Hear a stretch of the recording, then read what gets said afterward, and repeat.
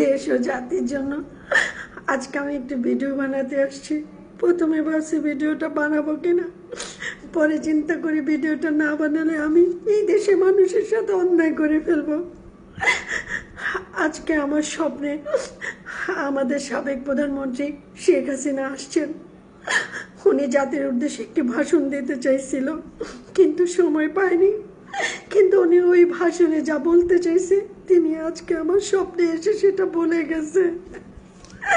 Please আপনাদের কাছে আমার অনুরোধ, আমাদের সাবেক প্রধানমন্ত্রী শেষ ইচ্ছাটা, শেষ চাওয়াটা আপনারা এই বাংলাদেশের মানুষের কাছে পৌঁছে দেন প্লিজ। উনি বলছে বর্তমানে বাংলাদেশে ওনার যে অনুসারীরা আছে, ওনাকে যারা ভালোবাসে, যারা ফেসবুকে এসে ওনার জন্য চিৎকার করে কান্না করতেছে, তাদের জন্য উনি শেষবারের মতো কিছু করতে চায়। আর তা হচ্ছে উনি বর্তমানে অন্তর্বর্তীকালে সরকার ডক্টর মোহাম্মদ ইউনূসের কাছে অনুরোধ করেছে ওনার যত অনুসারী আছে সবাইকে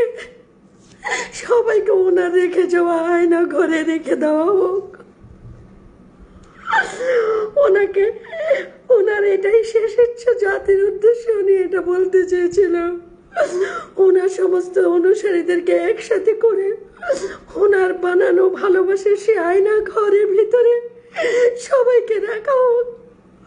ওনার শেষ ইচ্ছাটা পূরণ করা এই বাঙালি জাতির দায়িত্ব। প্লিজ ওনার অনুসারীদেরকে বলেন একসাথে একযোগে এক জায়গায় আসতে, ওনাদেরকে আয়না ঘরে প্রবেশ করানো হবে। আর আমাদের প্রধানমন্ত্রী মানে সাবেক প্রধানমন্ত্রীর শেষ ইচ্ছা